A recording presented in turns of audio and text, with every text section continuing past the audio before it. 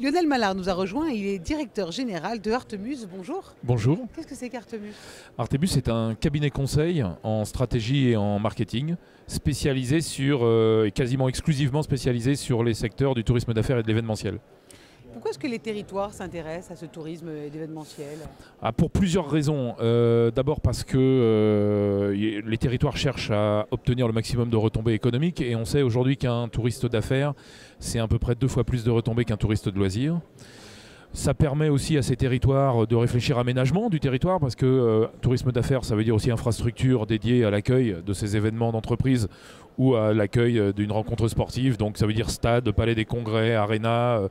Donc c'est vraiment important en termes d'aménagement du territoire. Le grand projet en France, par exemple, actuellement, c'est Orléans qui va dépenser 100 millions d'euros pour aménager une aréna, un palais des congrès, un parc expo et rénover un zénith. Donc on voit les enjeux en termes d'aménagement.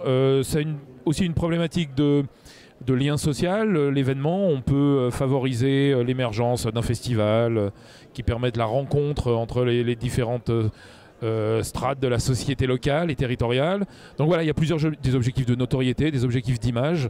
Donc c'est important de faire venir des gens et des événements de l'extérieur pour démontrer le dynamisme d'un territoire. Et c'est ça l'important.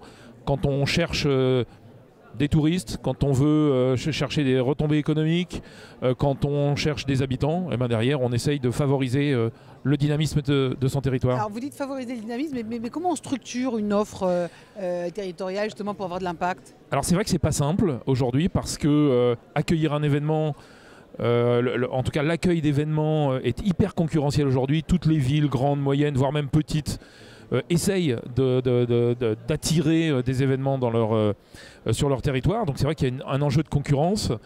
Il y a à mon avis trois choses très importantes. D'abord, il faut être hyper pro. Et le professionnalisme, c'est quelque chose d'essentiel. C'est dans la pyramide de Maslow, c'est vraiment la base. Si on n'est pas professionnel aujourd'hui, on ne risque pas d'accueillir des événements. Il faut être aussi hyper flexible, parce que qui dit accueil d'événements, dit accueil de tout type de format et de contenu d'événementiel. Et puis aussi, je pense qu'il faut travailler beaucoup la différence. Qu'est-ce qui fait la différence sur le territoire par rapport à d'autres territoires sur ce marché hyper concurrentiel? Donc il faut travailler son authenticité, il faut travailler ce qui fait la force de ce territoire, ses atouts, ses niches d'excellence, qu'elles soient économiques, qu'elles soient gastronomiques, pour pouvoir avoir des points comme ça d'intention. C'est comme ça que vous les aidez à émerger? Vous identifiez quels sont les... Exactement. Donc en tant que cabinet et de consultant, on essaye d'aller sur place, de voir quels sont ces atouts qui peuvent intégrer une offre. Essayer de les mettre en valeur, essayer de travailler les discours, de travailler le marketing, de travailler la communication pour avoir quelque chose à raconter, un storytelling qui puisse encore une fois être transmis à des organisateurs d'événements en leur disant voilà, en fonction de vos objectifs, mon territoire peut les satisfaire de telle ou telle manière. Voilà.